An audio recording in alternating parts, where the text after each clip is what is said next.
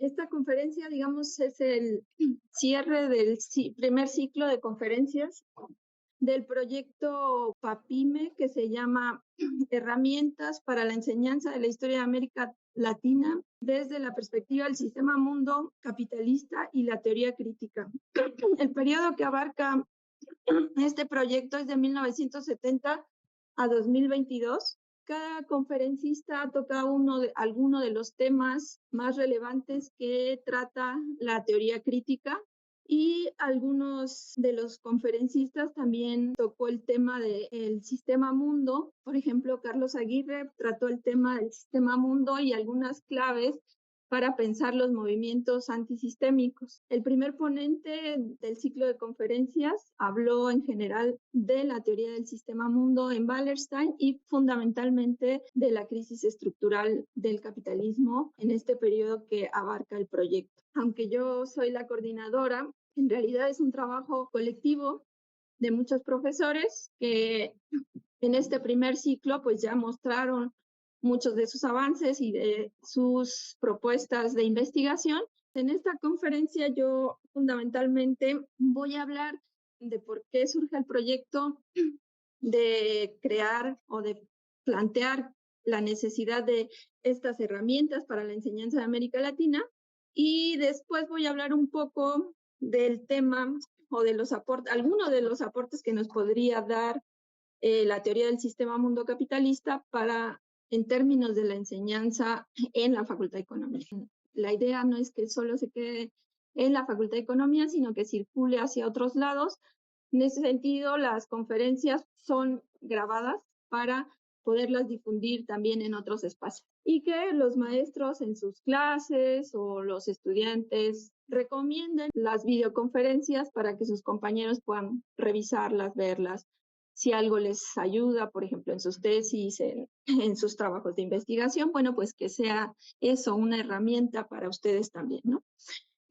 Voy a explicar por qué surge el proyecto, cuáles son como los fundamentos claves del proyecto, y finalmente voy a exponer esta idea de la perspectiva del sistema mundo capitalista para pensar América Latina.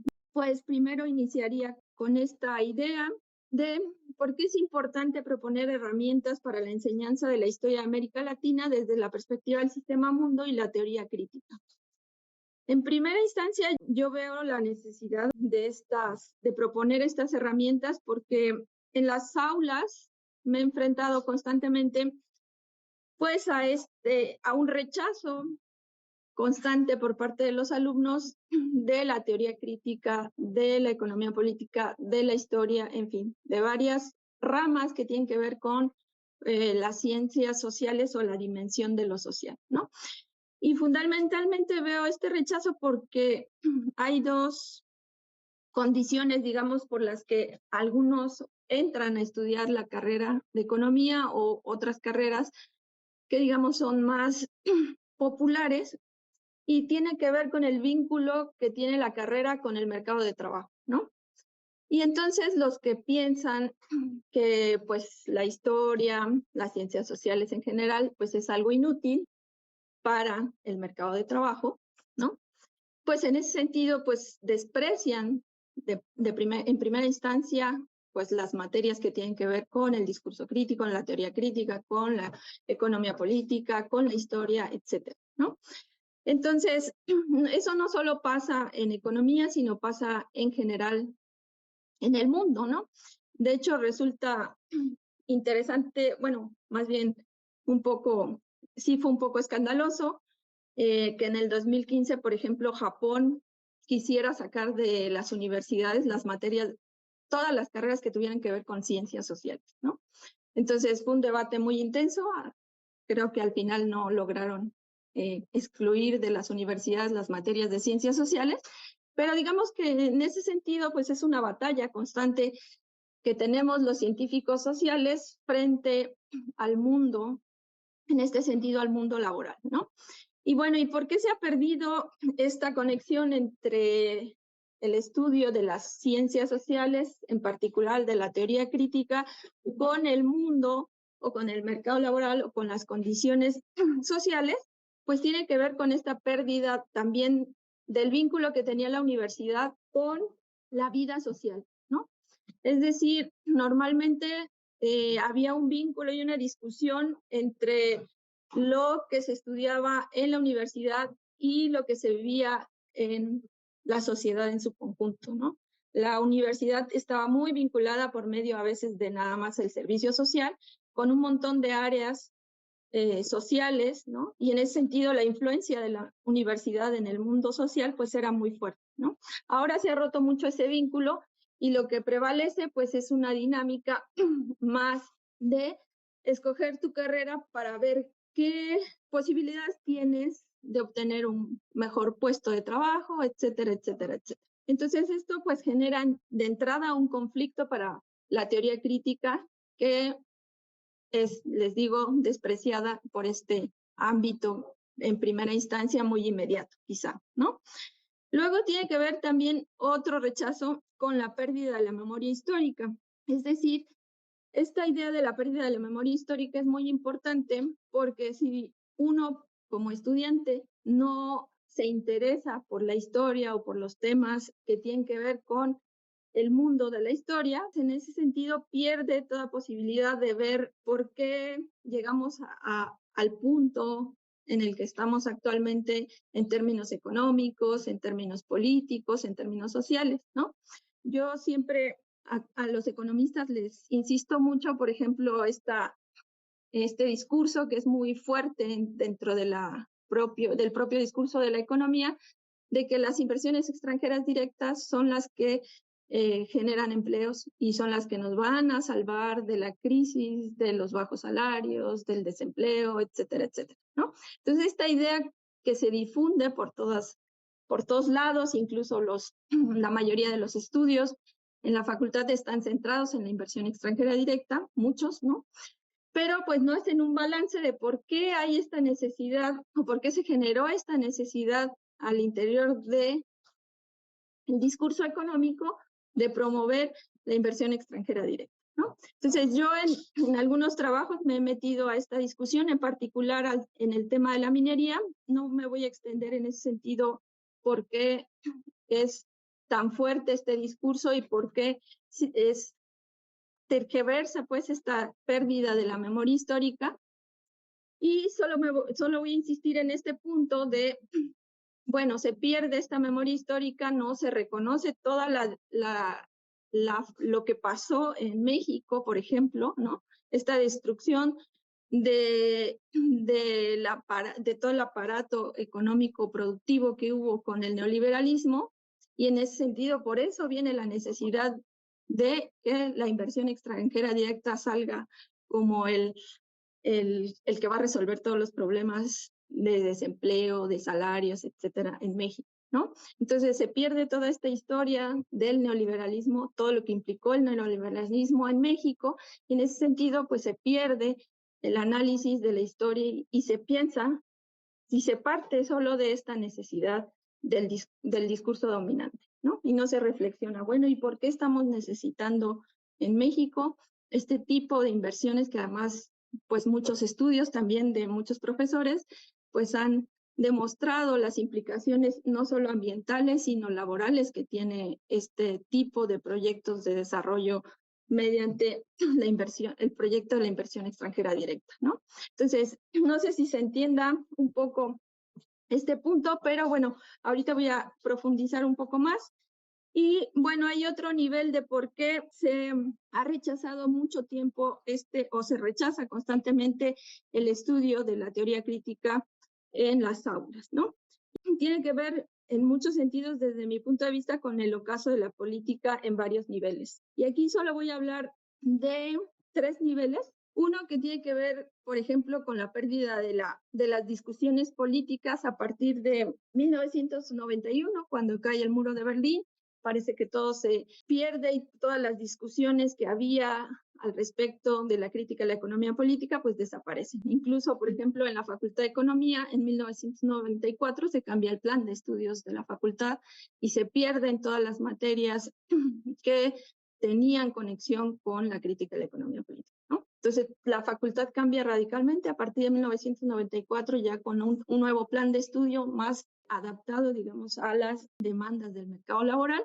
Y en ese sentido hay una desconexión de este proyecto de la crítica de la economía política con la dimensión de la cultura política en México. Entonces, esto también tiene, pues alguna de las causas de este proceso también tiene que ver con la represión y con la guerra de baja intensidad que acabó con muchos de los caminos y las posibilidades históricas en América Latina. ¿Qué quiere decir esto? Pues que hubo en América Latina muchos movimientos sociales que proponían transformaciones hacia, digamos, el socialismo en ese periodo histórico y fueron reprimidas y en su lugar surgieron estados autoritarios. En ese sentido, pues la represión de todo el discurso que tiene que ver con un proyecto diferente también fue reprimido. Y digo la guerra de baja intensidad porque en México muchos le dicen Octavio Paz le decía el logro filantrópico, Vargas Llosa hablaba de un estado autoritario perfecto, ¿no? Entonces, en ese sentido, la guerra de baja intensidad fue también una guerra contra la gente que proponía otro tipo de pensamiento crítico en México. Entonces, no solo fue represión, sino también pues muchas muertes a lo largo de la historia también del neoliberalismo. Si ustedes se dan cuenta, hay mucho ataque al pensamiento crítico. Y la pregunta, bueno, es ¿por qué será que haya tanto ataque a este tipo de pensamiento crítico, ¿no? De alguna manera no todo es tan pesimista y de algún modo en los movimientos, por ejemplo el movimiento social del 68, aunque sufrió una represión, sí generó un ambiente de discusión política, no solo en México, sino en el mundo general. También otro proceso que también me llama mucho la atención y he estudiado mucho es los movimientos en América Latina a principios de los años 80 y finales del siglo XX. Estos movimientos latinoamericanos de alguna manera proyectaron y abrieron otra vez la discusión de la necesidad de crear una transformación social, de crear nuevos discursos sociales, nuevos proyectos políticos y abrieron otra vez la discusión. El problema con los movimientos que surgieron en América Latina fue su directa conexión con los gobiernos progresistas. Muchos de estos movimientos lograron llevar al poder a muchos gobiernos que actualmente se conocen en América Latina como gobiernos progresistas. Esta mezcla que tuvieron los movimientos en América Latina con los gobiernos progresistas, pues llevaron también a resolver algunos problemas sociales, a impulsar proyectos sociales, pero solo quedaron aquellos movimientos que fueron integrados a estos gobiernos. Ahorita voy a hablar de los que se salieron de este proyecto y siguen actualmente siendo parte de estas sociedades en movimiento de las que habla un autor que se llama Siveki. Y ahorita al final de la conferencia voy a hablar un poco de este punto. Pero ¿qué pasó con estos gobiernos progresistas? Pues que de alguna manera no han podido resolver el problema central de las economías periféricas, que desde mi punto de vista es la pérdida de las bases tecnoproductivas. El caso de México es el más escandaloso, que dependen un 82% de la economía de Estados Unidos. Ese, digamos que es un caso fuerte. No conozco todavía el vínculo que tienen los otros países latinoamericanos, pero digamos que es parte del estudio que estamos haciendo en este proyecto. Pero pues hay ciertos elementos que nos llevan hacia allá. Luego, ¿qué otra idea surge de este proyecto? Bueno, pues ante ese panorama, ¿cómo podríamos intentar cambiar estos problemas a los que se enfrenta la teoría crítica?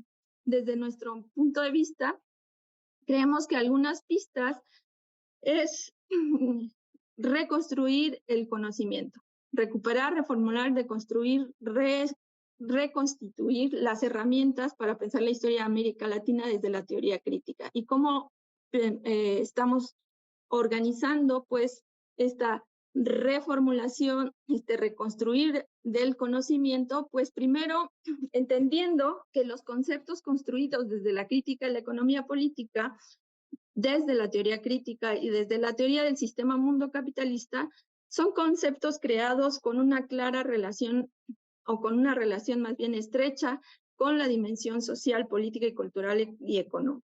Es decir, no son significantes vacíos. ¿Qué quiere decir esto?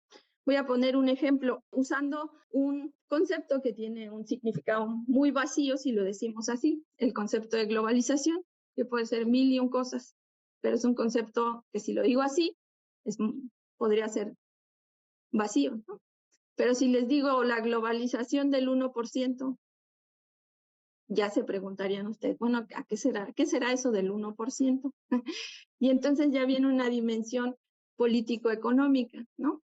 Que está haciendo referencia a que el proceso de globalización lo que ha generado es que el 1% de la población a nivel mundial se apropie del 80% de la riqueza en el mundo. Y el otro porcentaje se quede y se reparta pues el otro 20% de la riqueza social producida. Entonces ya el concepto de globalización ya no está tan vacío, ya tiene un contenido económico-político. Entonces, a eso me refiero en la idea de reconstruir y construir los conceptos, y que los conceptos no son conceptos vacíos, sino que vienen de una explicación de la realidad, y de una explicación de la realidad tampoco vacía, sino que se están mostrando los elementos y las contradicciones que genera el propio sistema capitalista. Entonces, en ese sentido, pues, muchos han resignificado el concepto de globalización.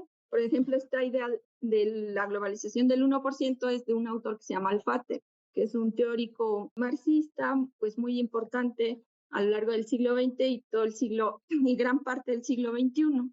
Yo, por ejemplo, no desarrollé, sino retomé el concepto de guerra de despojo en lugar de utilizar el concepto de globalización. Entonces, guerra de despojo habla de lo que América Latina está viviendo en este periodo de expansión capitalista que viene desde los años 70 hasta la fecha. Y entonces ahí ya me meto a una reformulación que viene un poco del propio Marx, de cuando crea el concepto de ejército industrial de reserva, que la idea de ponerle ejército industrial de reserva no es nada más casual, no es porque se le ocurrió, sino por el enfrentamiento que están teniendo en la vida cotidiana, pues la población que está siendo expulsada de sus fuentes de trabajo. Es una guerra constante que está viviendo la población todos los días en el sistema capitalista, ¿no? Entonces es un concepto que tiene también muchas referencias y muchas implicaciones políticas y económicas. Lo que quiero insistir aquí, pues, es cómo la creación de conceptos no es algo arbitrario. De hecho, si pensamos en la teoría económica, que es el discurso dominante en la Facultad de Economía, podríamos decir, bueno, ellos sí intentan aplicar los modelos a la realidad y modificar la realidad con base a sus modelos, y no los que estudian la economía crítica, ¿sí? Entonces sí hay una diferencia ahí entre la crítica de la economía política, la teoría crítica, y la perspectiva del sistema mundo. Los de la teoría económica, incluso los que toman ya un término más macroeconómico, ya no tan micro, están pensando variables económicas, pero no están pensando que esas variables económicas, pues en realidad va a afectar a los sujetos y a la vida política y social del país. Esta relación que hacen con los salarios y la inflación, bueno, es que si subimos los salarios va a subir la inflación. Entonces no hay que subir los salarios porque vamos a tener procesos inflacionarios terribles y va a ser un caos. Bueno, ahí ya están pensando nada más en este modelo de si subes los salarios, sube la inflación. Y no están pensando las implicaciones sociales que tiene el término o el uso de este salario, ¿no? Como lo explicó un poco en la conferencia sobre el tema de la sobreexplotación del trabajo, Eduardo, aquí en el ciclo de conferencias, las implicaciones que tiene pensar el salario desde otras perspectivas. Por eso resulta fundamental reconstruir, reinventar, rediscutir en las aulas los conceptos de la crítica a la economía política y de la teoría crítica y del sistema. Bueno, otro punto pues tiene que ver con la idea de que se dice que la teoría crítica y la crítica de la economía política y la idea del sistema mundo pues siempre quieren abarcarlo todo, ¿no? Siempre quieren hablar de totalidades imposibles, nunca se puede hablar de todo en sí, pero bueno, hay una diferencia también entre el término totalidad y el término de completud, es decir, el concepto de totalidad no hace referencia a estudiar a todo lo que se te pueda ocurrir en el mundo, ¿no? Sino, más bien, la idea de que los fenómenos sociales nunca son fenómenos aislados, siempre están en conexión con algo y siempre si mueves una variable, pues vas a afectar otra dimensión de la vida social. Entonces, si no ves este proceso o este concepto de la totalidad desde esta perspectiva, bueno, pues también pierdes un poco el sentido que tiene el análisis de la totalidad en el discurso crítico. Y además, este concepto de totalidad, pues también tiene la idea de totalizaciones en curso o proceso de ser transformados, es decir, tendencias. La idea de totalizaciones y de pensar así los conceptos, no como un concepto que ya está dado y que si no se va a cambiar, ¿no? Sino que está abierto a reformularlo, a rediscutirlo. Eso significa también, eso es parte de la teoría crítica y del pensamiento crítico, estar reformulando y reconstruyendo los conceptos, ¿no? Entonces, en ese sentido, la idea de totalidad yo la pondría como idea de totalizaciones en curso, más que de totalidad, de totalizaciones en curso o en proceso de ser transformados o transformación, o transformado, el propio concepto. Para terminar esta parte, me gustaría retomar la idea de Donna Haraway, que es una ecofeminista estadounidense, la cual piensa su posición académica como una activista académica, en donde la teoría crítica no solo debe discutir y analizar el mundo, también debe de crear las pautas para transformarlo. Y esa es, digamos, la esencia más radical del discurso crítico y por la cual no puede tener ninguna alianza con la teoría económica, porque la idea del discurso crítico y de la teoría crítica siempre está buscando las pautas para transformar la realidad circundante. Debe de iniciar este proceso de construir el conocimiento de forma colectiva, es decir, en las aulas el conocimiento no solo es proporcionado por el profesor, sino también es por parte de los alumnos. Es difícil este proceso de construir el conocimiento en el que los alumnos se inmiscuyan, pero digamos es una de las tendencias que tiene también el discurso crítico y la idea de construir desde la crítica de la economía política. Entonces, sí tendría que haber también en el espacio universitario una transformación social que reconstruya en ese sentido todo el contexto físico y simbólico sobre el que se basa toda acción colectiva. Pues también es fundamental rediscutir todo este ciclo de conferencias, todas las posturas que han propuesto los conferencistas, pues rediscutirlas en las aulas, reformularlas, construir y reconstruir el conocimiento. Digamos, esa es una de las partes importantes de los que promovemos el discurso crítico. Volviendo al punto inicial, ¿por qué sigue siendo necesario, vigente el discurso crítico? Uno, desde mi punto de vista, porque las contradicciones esenciales sobre las que se funda el sistema mundo capitalista no han desaparecido y de hecho en América Latina se han recrudecido. Las contradicciones centrales de la crítica de la economía política, que es la contradicción capital-trabajo, no ha desaparecido y es algo que en cierta medida tendría que ser transformado. Y el otro punto, la contradicción capital-naturaleza, tampoco ha desaparecido. ¿Y cómo podríamos acercarnos rápidamente a estas contradicciones? Bueno, que actualmente siguen muriendo miles de niños menores de 5 años por diarreas que se podrían curar tan fácilmente, pero muchos niños siguen muriendo por esto. Muchos niños siguen sufriendo la desnutrición, la pobreza en vez de reducirse, como es el objetivo de todas las políticas de desarrollo económico, sigue creciendo. Los procesos migratorios se vuelven cada vez más complejos, más difíciles. El discurso crítico se vuelve todavía más necesario, desde mi punto de vista. Y en cuanto a la contradicción capital-naturaleza, no me voy a meter tanto al tema de la crisis ecológica, aunque podríamos hablar de ella un poco más, pero actualmente mueren más personas por contaminación que por coronavirus. Y no hay ni una política que esté hablando sobre ese tema de cómo subsanar la crisis y la afectación a la salud pública. Entonces, pues sigue siendo un problema. Wallerstein hablaba de que la naturaleza pues ya ha llegado a un límite natural y tiene que ver con esta idea de crecimiento continuo que tiene la propia sociedad, que bajo la lógica del crecimiento continuo, pues ni el mundo ni la humanidad va a aguantar. Pues si está llegando a un límite estructural, incluso en términos de la apropiación natural. Y bueno, decía Carlos en la conferencia de ayer, bueno, incluso en este tema, el capitalismo puede decir o puede reinventar mecanismos naturales, ecológicos, de desarrollo sustentable, pero no va a desaparecer la contradicción esencial, que es la contradicción capital-trabajo. Eso sí no lo va a desaparecer. Puede ser más liberal en el término del tratamiento a la ecología, puede ser más liberal en el tratamiento a las cuestiones de género, puede ser más liberal en el tratamiento a las cuestiones raciales, etcétera, etcétera. Pero en el tema de la contradicción capital-trabajo, ahí sí no va a cambiar. ¿Y por qué? Ya ustedes que son economistas, pues me dirán por qué en ese tema no se va a mover. En esta parte, para no alargarme mucho y también escuchar su participación, me interesaría señalar algunos aspectos que tiene el proyecto en cuanto a herramientas que aporta la teoría del sistema mundo capitalista para la enseñanza de la historia de América Latina. Para mí, la hipótesis central de la teoría del sistema mundo capitalista tiene que ver con que el sistema mundo capitalista tiene su solidez en el desarrollo desigual.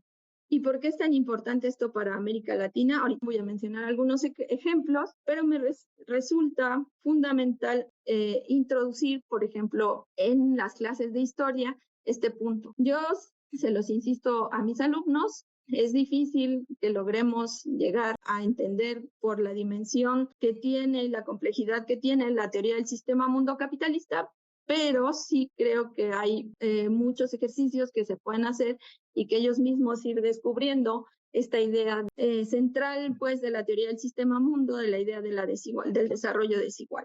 Entonces, ¿por qué es un sistema que impulsa el desarrollo desigual? Y en ese sentido le da solidez al propio sistema. Bueno, según la teoría wallersteiniana, es que es un sistema que reproduce las jerarquías en todos los niveles de la vida. En el nivel más alto de la organización social, de la organización estatal, de la organización empresarial, de la organización patriarcal, se va a nutrir y defender y monopolizar las áreas que produzcan mayor valor añadido, y es ahí, solamente ahí, donde va a fluir la riqueza a manos llenas, reproduciendo las élites gobernantes, políticas financieras, comerciales, agroindustriales, y marcando claramente una sobreexplotación en todos los niveles que están hacia abajo de esta jerarquía social, económica y política.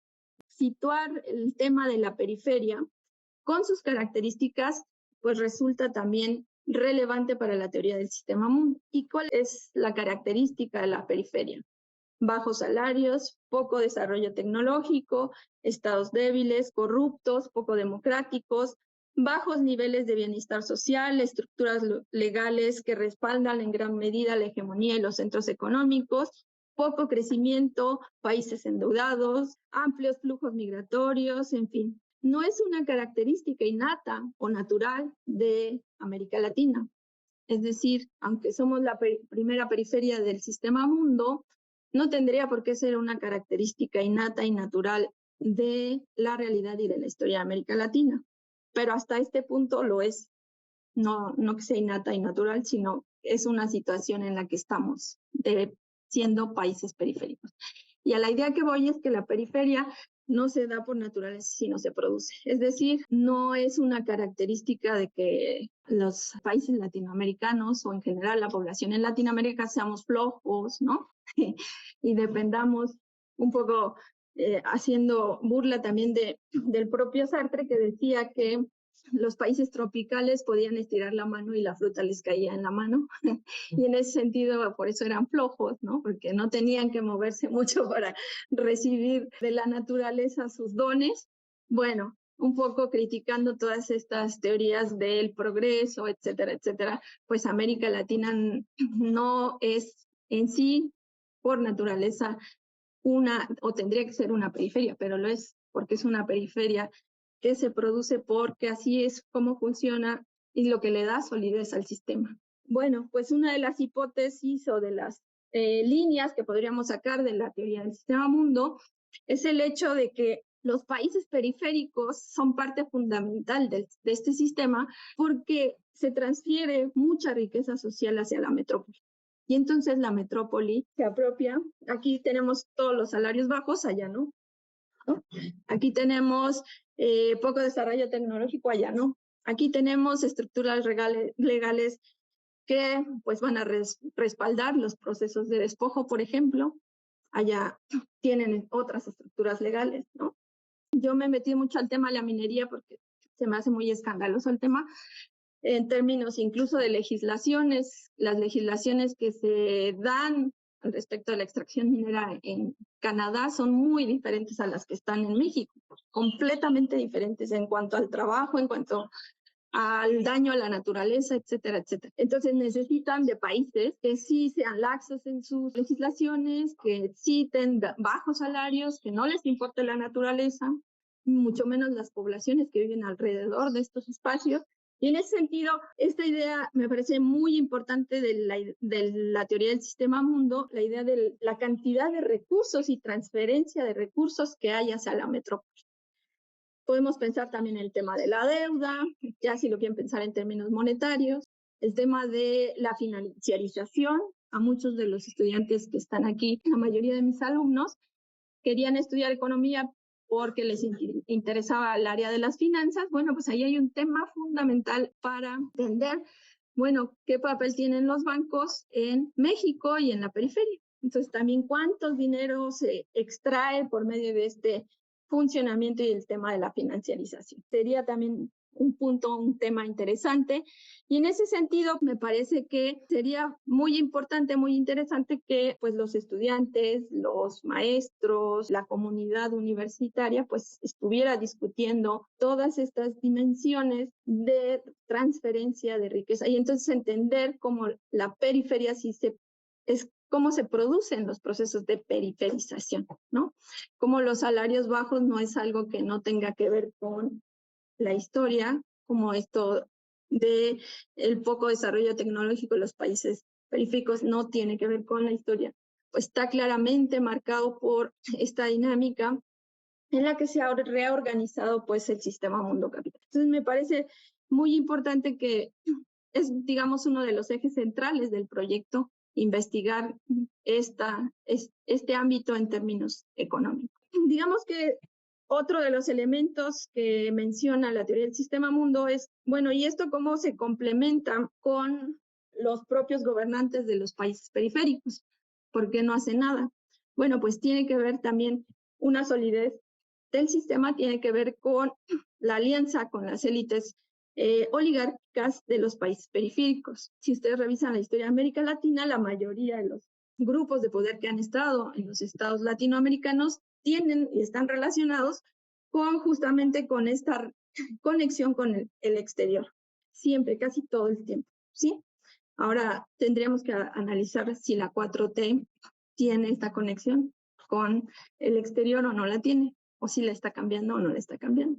Entonces sería interesante revisar, bueno, qué grupos se están beneficiando de este proceso. Bueno, pues hay grupos importantes que se benefician de este proceso. Les digo otra vez, en el caso de la minería, muchos grupos que venían del gobierno priista, pues son los actuales dueños de las grandes mineras en México.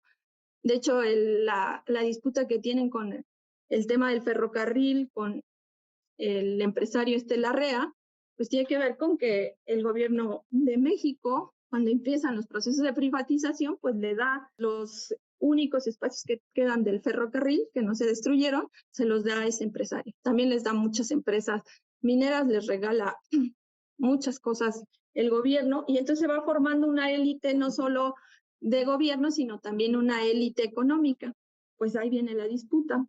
¿Cómo disputas el poder a esta élite económica? Bueno, con Slim no me voy a meter, porque ese sí está muy difícil, ¿no?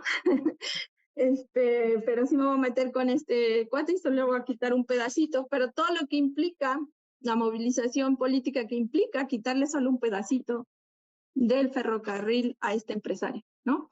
Entonces, lo que quiero que vean es que no es algo dado ya que estos empresarios tengan un poder económico y político, sino es algo histórico.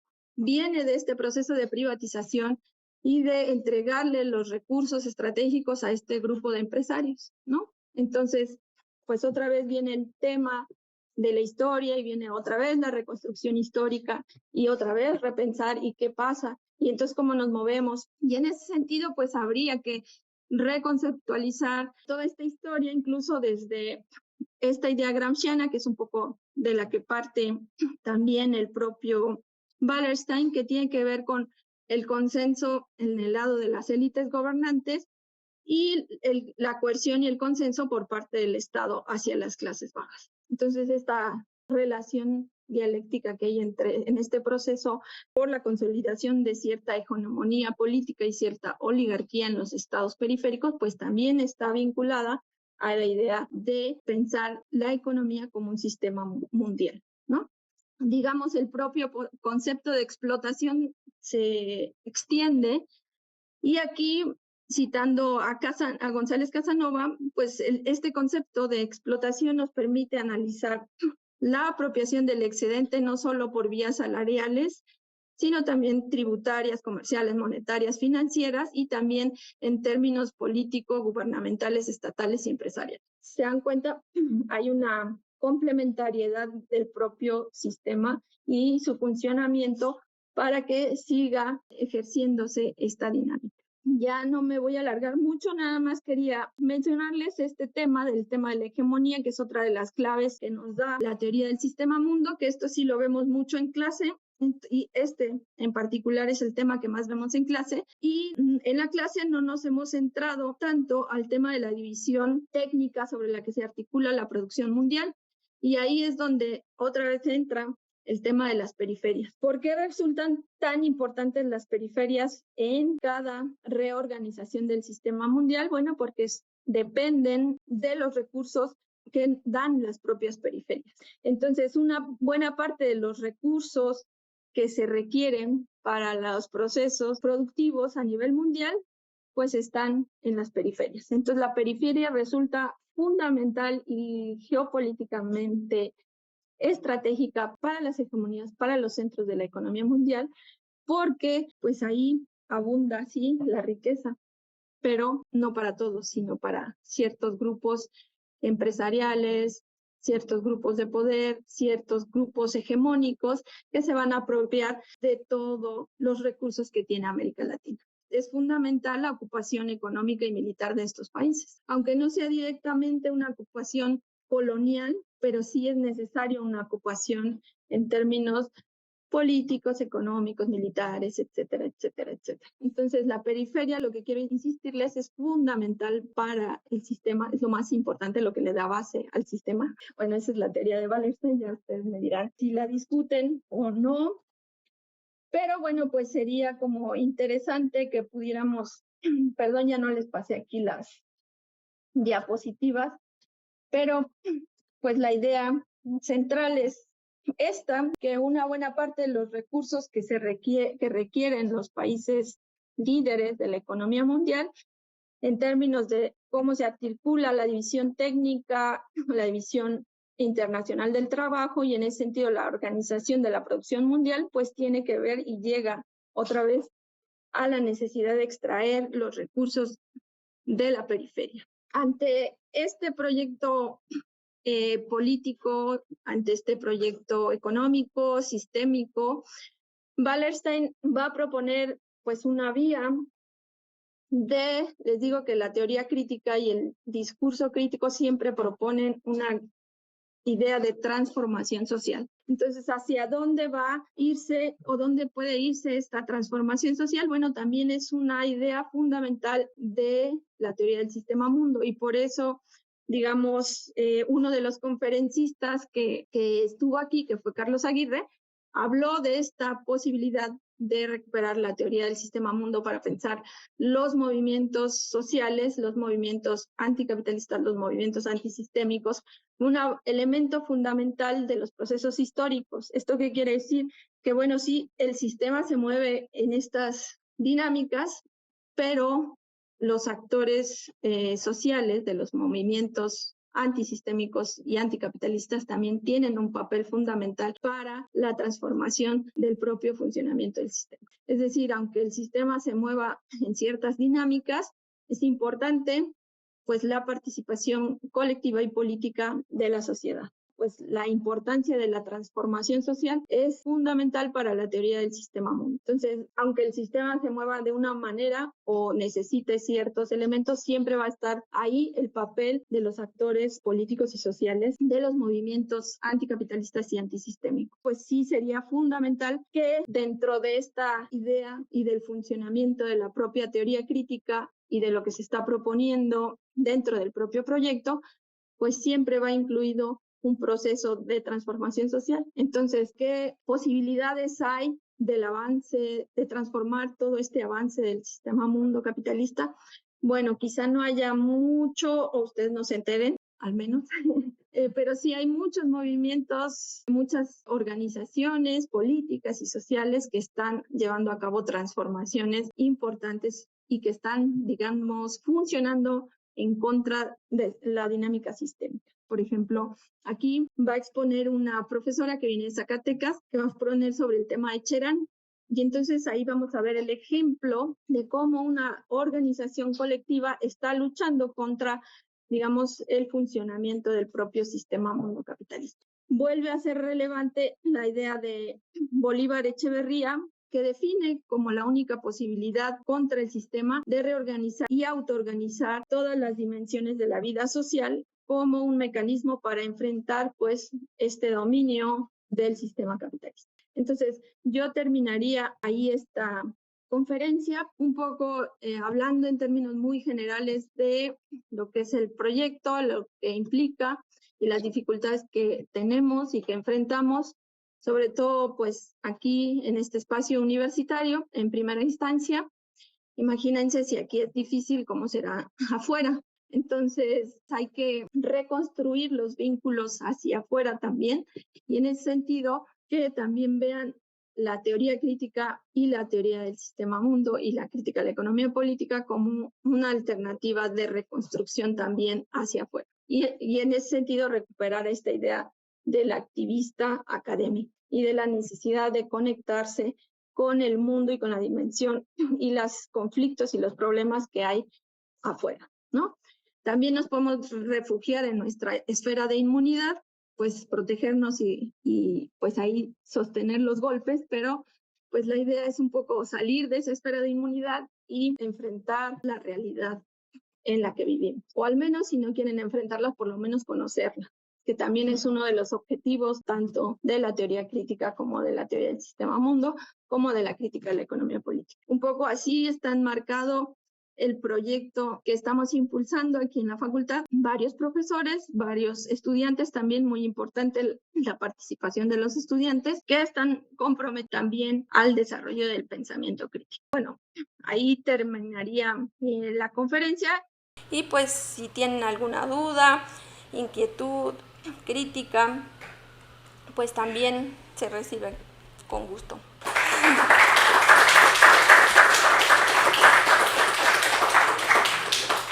El balance que hace sobre la importancia de generar estas herramientas para los procesos de enseñanza-aprendizaje, ¿no? De la historia de América Latina y de la teoría crítica, de la economía política, del sistema mundo. O sea, creo que tenemos una tarea importante, ¿no? Y esto que planteabas del activista académico. En el balance que haces, digamos que muchos de los elementos que están en esta situación, digamos, de, no sé qué adjetivo usar, pauperización de la academia crítica, son fundamentalmente elementos externos, o sea, que superan a la academia en sí, ¿no? Sin embargo, creo que también ha habido muchas, o podríamos aportar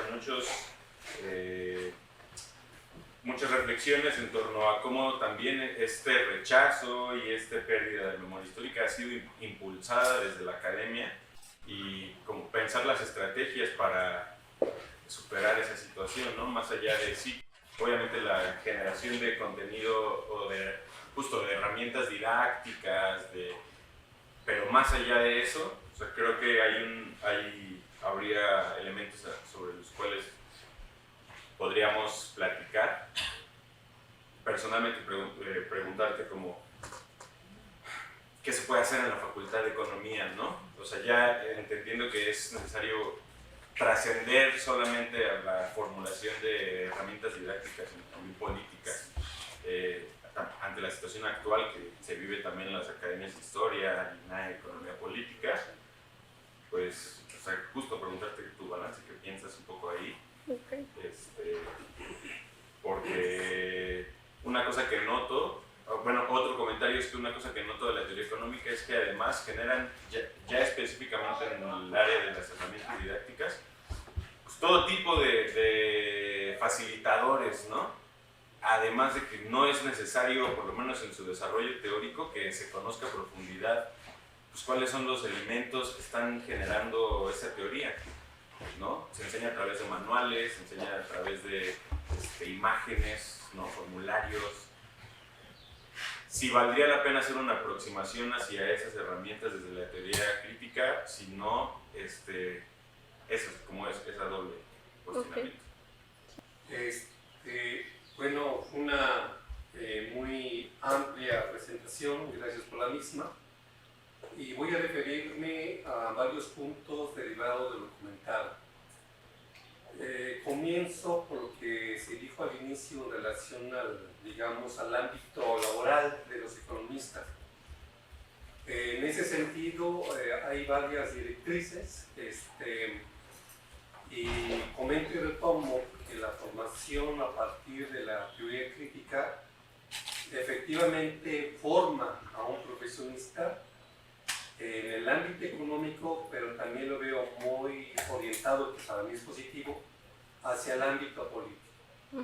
En ese sentido, toda persona que efectivamente conoce dicho aprendizaje, prácticamente tiene el discurso precisamente para poder, compartir, debatir o convencer. En el ámbito de la vida real, pues realmente es eso lo que prevalece, ¿no? Las personas con discurso son las personas que a través del tiempo prácticamente pueden, orientarse al ámbito decisivo, que es el ámbito político. En ese sentido, para poder incidir, y aquí es cómo se puede incidir, pues efectivamente se puede incidir a partir de los liderazgos que se van teniendo, que se van formando y que, en diversos espacios o parlamentos se va convenciendo de las políticas, sociales o promoviendo los programas autogestivos que finalmente pueden dar mucho, ¿sí? Simplemente retomo algunos datos. ¿Quiénes deciden el destino de entre 8 y 9 billones de pesos aquí en el país? Los políticos, ¿sí? ¿Quiénes determinan todos los programas sociales? Ellos, ¿sí?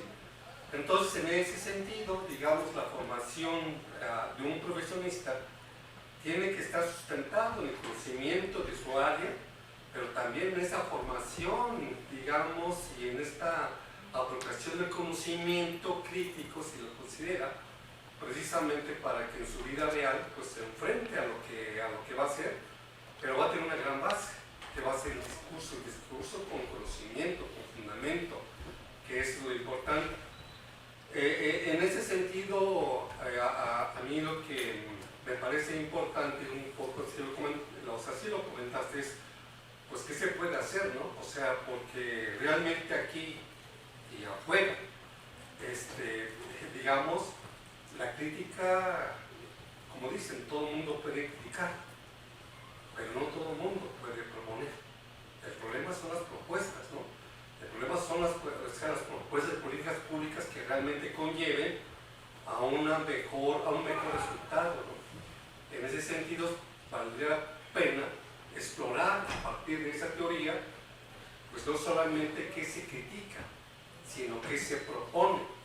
Y algo también interesante, que voy más allá, es cómo medir precisamente la eficiencia de esta corriente a partir de la historia misma, a partir de la historia del presente, pero también a partir de la historia, del futuro inmediato. Yo creo que en ese sentido la teoría crítica no está,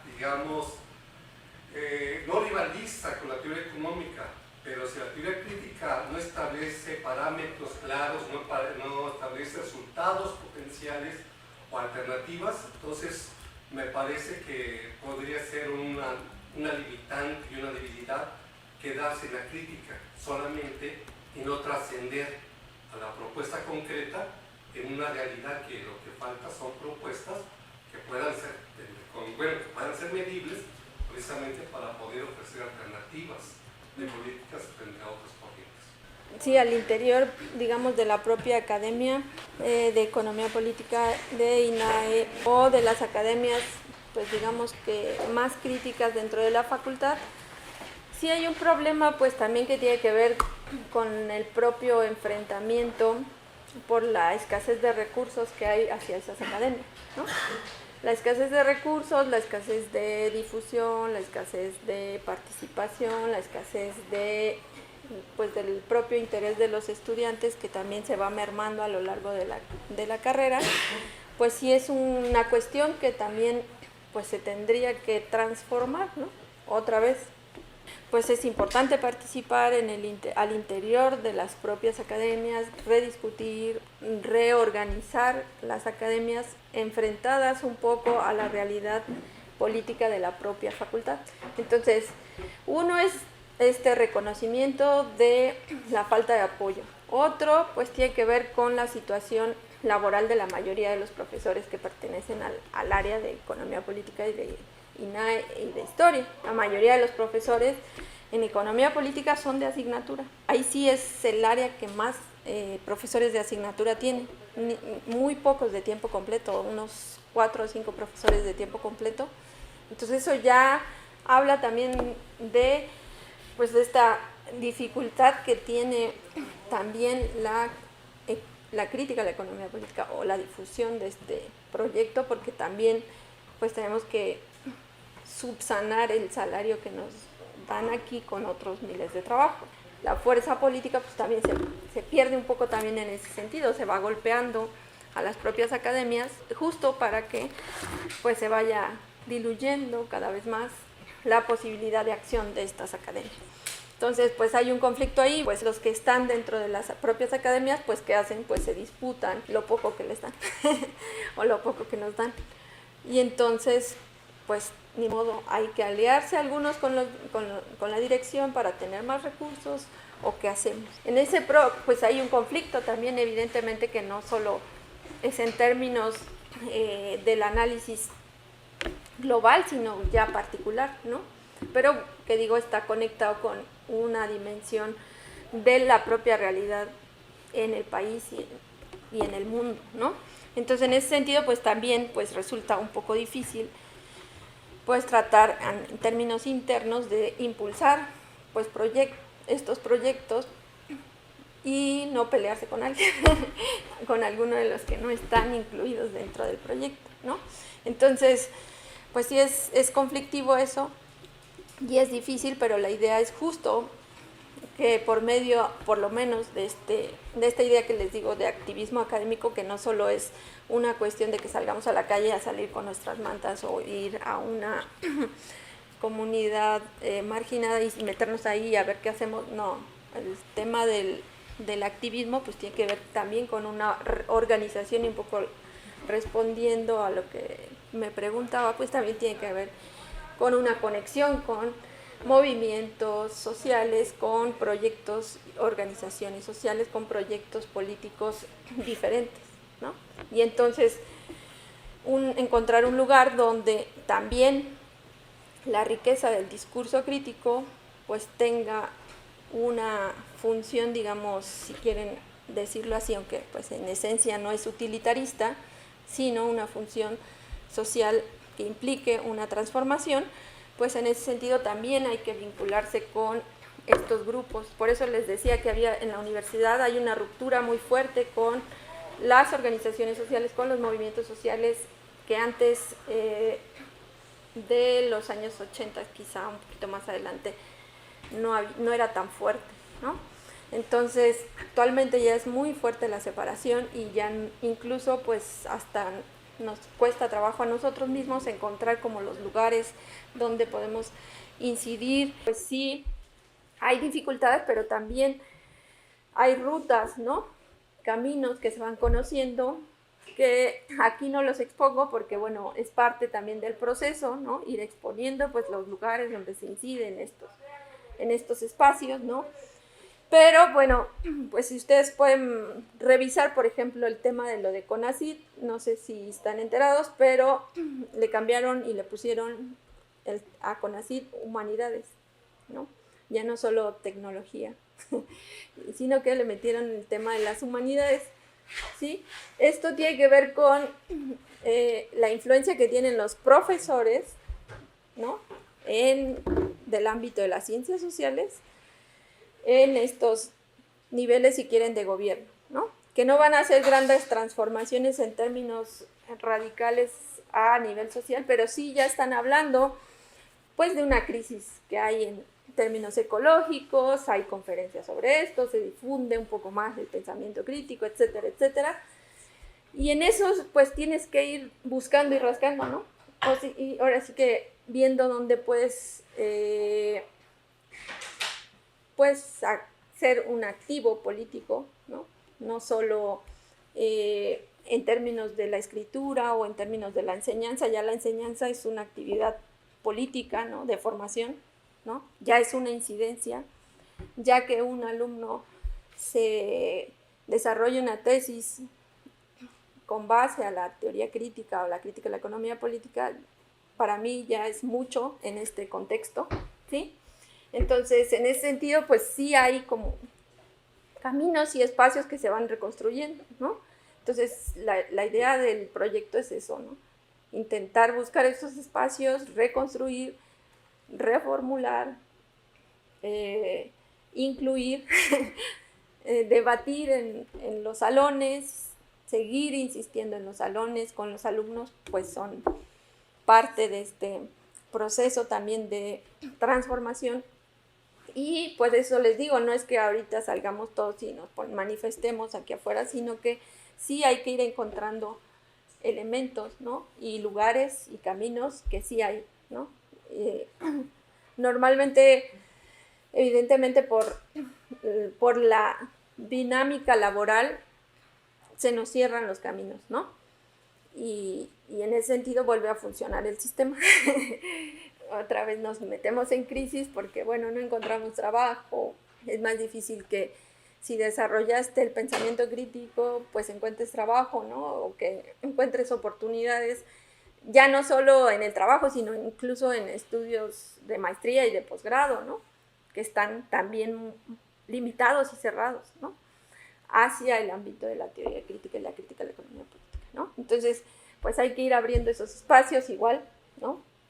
Es importante que se vayan abriendo y que pues se vayan metiendo también ustedes que están aquí a esos espacios, ¿no? Y que vayan buscando y abriendo esos caminos, ¿no? Entonces eso podría ser como una primera respuesta. Habría que seguir buscando más respuestas, más caminos.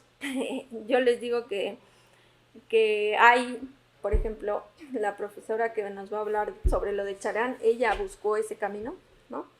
Esa conexión con Cherán, y ella se considera pues una activista política formada en esta teoría crítica, participando de estos grupos que son importantes, ¿no?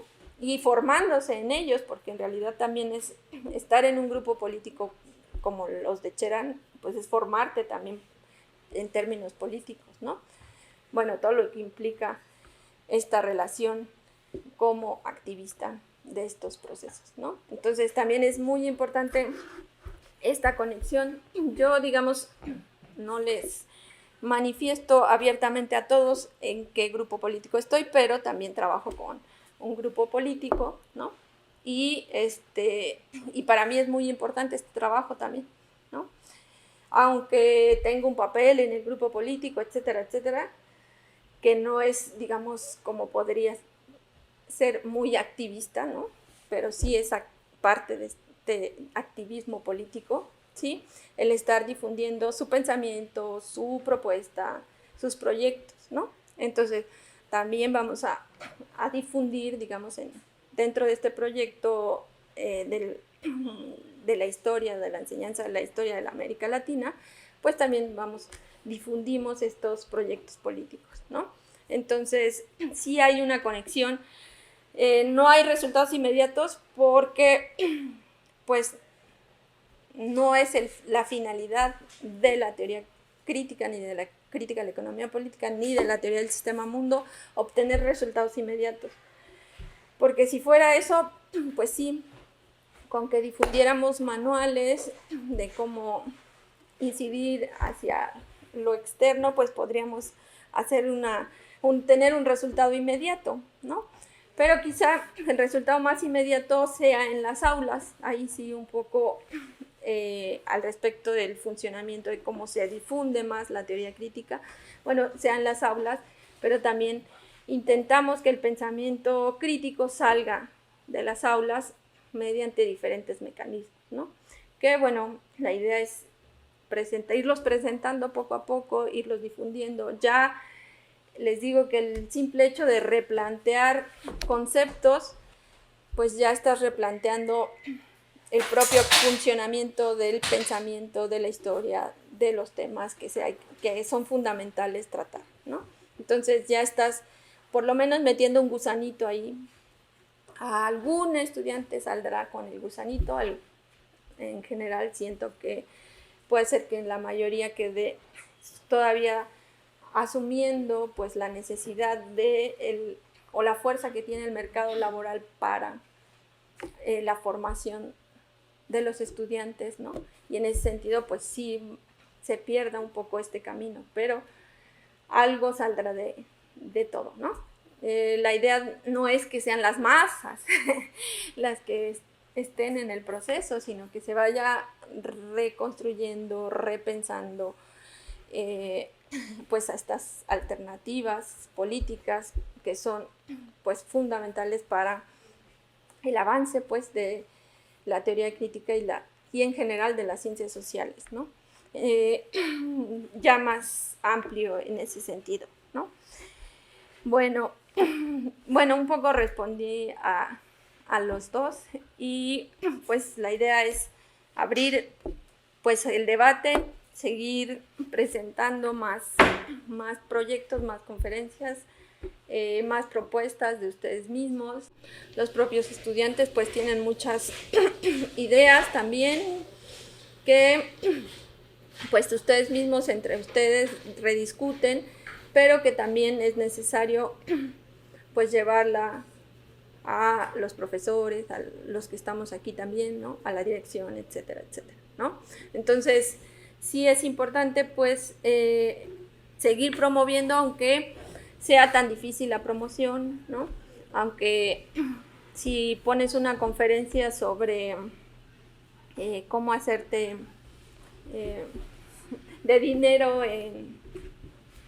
manejando tal programa de finanzas y si te metes a la bolsa de valores y vas a tener no sé qué, pues evidentemente estaría llenísimo y nosotros pues sí, otra vez estaríamos así un poco vacíos, pero estaríamos impulsando de todos modos el proyecto y la teoría crítica, ¿no? Entonces la idea pues no es conquistar las masas, pero sí empezar a difundir más y a reformular el pensamiento crítico, ¿no? Entonces, bueno, pues les agradezco mucho su paciencia, su participación y pues que hayan venido también los chicos, los estudiantes, a pesar de que ya el semestre se acabó. Bueno, quizá no para todos, pero bueno, ya estamos al final del semestre, ¿no? Entonces, pues bueno, gracias.